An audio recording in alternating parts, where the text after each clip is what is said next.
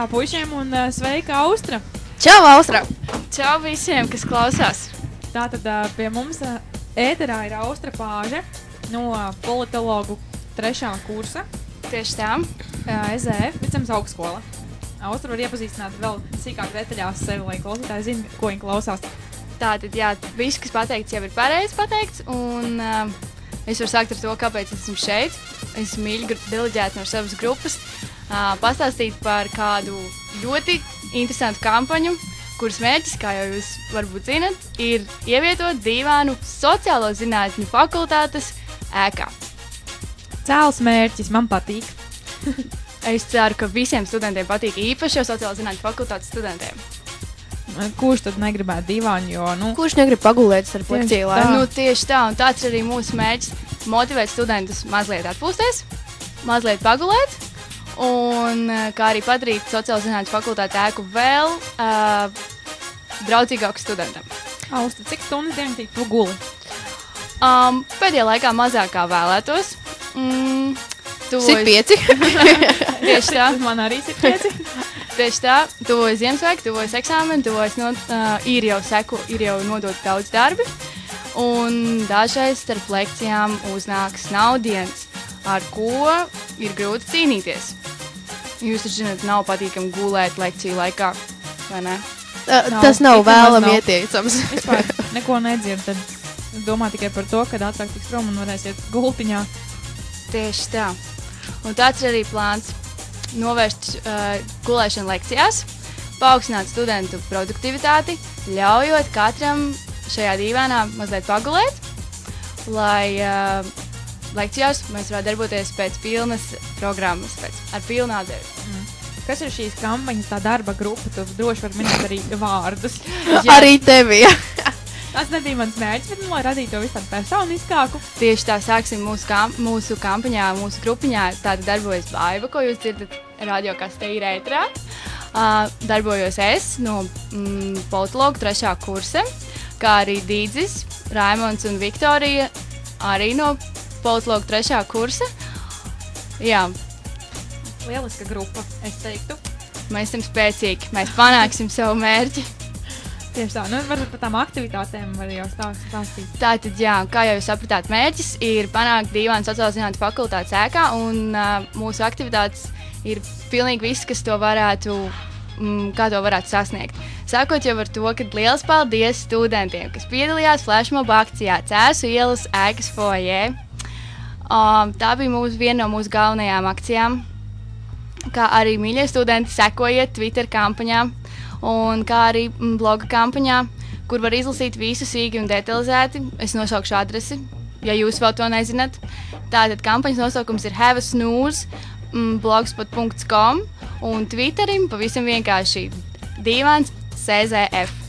Tur varat uzzināt par visām mūsu jau esošajām akcijām un vēl par to, kas notiks. Ļoti detalizēts izklāsts, kur var sekot, lūdzu sekojiet, jā, bet tu pieminēji flashmob, varbūt var pastāstīt, kas tas ir, kā tas notika un kā izdevās. Tas ir tāds pasākums, par kur daudz nevar stāstīt pirms tam, bet pēc tam es varu pastāstīt par visam visu. Un īsāk sakot, flashmob akcijas mērķis bija parādīt to, cik ļoti studentiem dažreiz uznāk miegs, un kas miegs uznāk varbūt tajos brīžos, ka tas nav, ka to nav iespējams kvalitatīvi īstenot, jo mums nav dīvaina.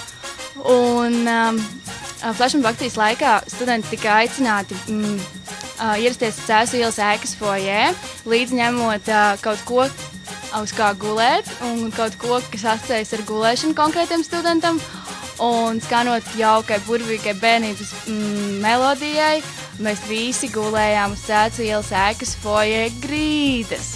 Ir kāds aplēses, cik daudz cilvēku bija? Mēs esam ļoti pateicīgi tiem, kas bija, un studentu bija patiešām daudz. Es teiktu, apmēram kādi 30, bet es neskaitīju, jo citīgi gulēja acis bija ciet, tāpat kā visiem pārējiem. Elīna, tu arī piedalījies? Protams, ka es arī tur pagulēju bišķiņu savus datoru somas. Pastāst, kā bija piedalīties tādā flashmobā? Kā ideja kā tāda man likās ļoti interesanti, tā no malas nesot tiešā kampaņā. Bet flashmobs, man tā liekas, ka flashmobs īsti nav domāts tā, ka tu vienkārši stāv un uzreiz sāc gulēt, jo flashmob ir darbībā kaut kā notiek, un cilvēks vienkārši sastingst. Gulēšana arī ir ļoti svarīga darbība. Nē, bet ideja bija ļoti laba, man patikās. Nē, flashmob doma jau ir tā, ka tu dari savu ikdienišķo darbību, tas ir stāvi, Bet tu pēkšņi nevari vienkārši aizmigt. Bet studentiem tā gadās, īpaši lekcijās. Tu vienkārši atrodies un jau guli, un esi nogulējis jau 20 minūtes. Piekrīt, tā gadās. Tieši tā, es, piemēram, pirms tam samiegojos, iztaipījos, un tad tikai aizmigu. Brīva interpretācija. Jā, vai tev ir kāda informācija, vai kāds no pasniedzējiem ir redzējis video, kādas atsauksmes? Atsauksmes pagaidām nav saņemtas, bet mēs esam pilnīgi pārliecināti, ka pasniedzēji ir redzējuši video. Un tas ir viens no mūsu, mums ir vajadzīgs šis pasniedzēju atbalsts, lai viņi dotu mums atļauju rīkot šādu kampaņu un tiešām novietot dīvainu sociālās zinātņu fakultātes ēkā, kas ir saņemts. Un es ticu, ka tas ir arī mūsu flashmob akcijas rezultāts. Augstskolas administrācija ir devusi mums atļauju rīkoties, un kā arī Ziemassvētku veicīts jau ir pačukstējis, ka mums ļoti iespējams būs dīvains. Kā arī liels paldies ziedotājiem. Ir atsaucies vismaz viens ziedotājs, un dīvains jau varētu teikt ir ceļā uz sociālās zinātņu fakultātes ēku. Protams, tiks darīts viss, lai viņš nokļūtu tur pēc iespējas ātrāk.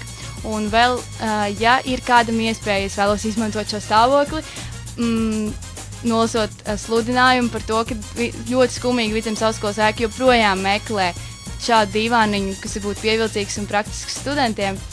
Un varbūt kādam tāds dīvāniņš atrodas mājās, un varbūt kāds var šo dīvānu noziedot, studenti būs ļoti pateicīgi. Un ja nu kādam tiešām šāds dīvāniņš mājās ir atradies, tad droši rakstiet uz mūsu kampaņas e-pastu, kurus tūlīt atradīšu. Tātad rakstiet vai nu mums blogā, ar mums iespējams sazināties arī blogā, kā jau es nosaucu, have a snooze. Tātad snooze tā ir diendusiņa @blogspot.com. Vai arī, vai tu zini, kādu telefonu numuru ir jāraksta? Jāzvan vai jāraksta īziņa par to, ka kādam ir dīvains? Uz digitālfonu numuru, bet telefonu numuru varbūt vēl neatklāsim, bet uz e-pasta dīvains sf@inbox.lv. Tieši tā. Pavisam vienkārši. Tā kā mīļie valmierieši un pārējiem, ja jums ir dīvains, lūdzu dalieties ar miedziņu gribošiem studentiem.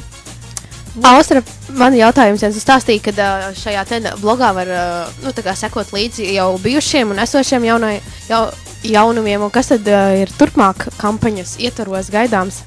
Kampaņas lielākā daļa, ko es ceru liela daļa studentu jau vakariem pamanīja, notika tieši vakardien. Tad, tā bija Twitter kampaņa, kuras laikā tika izplatīta ziņa ar šo lūgumu pēc dīvānu. Un vēl kampaņa turpināsies varbūt tādā tīri praktiskā gaisotnē, jo mums ir jāatrod šis ziedotājs. Ar viņu ir jāsarunā, kā ir iespējams šo te dīvānu atgādāt un novietot. Un tad arī kampaņas mērķis tiks sasniegts. Mums būs dīvains sociālās zinātņu fakultātes ēkā. Mēs esam par to pārliecināti. Varbūt kāds klausītājs mums klausās un tiešām viņam mājās ir dīvains vai kādam paziņam vai draugam, tad droši rakstiet mums arī, mēs arī caur radio varam nodot pēc tam dīvainu komandai ziņu. Mums Twitterī @radio, kas te ir, kā arī komentāru sadaļā. Bet tiem, kas varbūt klausās un nesaprot, kāds sakars dīvainam SZF ar studentiem un miegu, vai tas ir zinātniski kaut kā pierādīts par to, ka 20 minūšu diendusa ir būtiska? Jā, Baiba, tev ir taisnība. Tieši tā, 20 minūšu dienas ir patiešām ļoti būtiski ikvienam, ne tikai studentiem, bet studenti ir nopietni garīgi un praktiski darba veicēji, un viņiem šādi dienas ir vēl jau vairāk nepieciešami. Tas ir pierādīts nevienā pētījumā, kā piemēram par to, ka diemžēl pētījums ir pierādījis, ka Latvijā darbiniekiem ir viena no viszemākajām produktivitātēm, darba produktivitātēm Eiropas Savienībā, un mēs ļoti ceram, ka iemācot studentiem un dodot šādu iespēju mazliet atpūsties, ja nosnausties pēcpusdienā, darba produktivitāte augsts pašiem studentiem un vēlāk šādu